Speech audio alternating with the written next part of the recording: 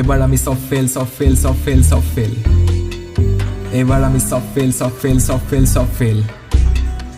কি হব মোৰ তাকে ভাবি হৈছে বহুতেই চিন্তা বোৰ্ড এক্সামৰ বুলে দিলে দিনবাৰ লকডাউনত কোনোবাই পঢ়িছে বুলি কৈছে জানিলো আহে সব মিছা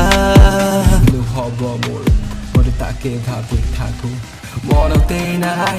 কি পঢ়াইছিল মোৰ 6 বছৰ উপায়ো নাই সব টেকনিকবোৰ যে বেহচৰ কষ্ট কৰা নাই আম খামনি গছৰ 8 মাহ গুচি গ'ল চকু টিপতে নোটছ লিখিছ মোকো কিবা দে আৰে তয়ো লিখা নাই আৰে ময়ো লিখা নাই মানে বেলেগ উপায় নাই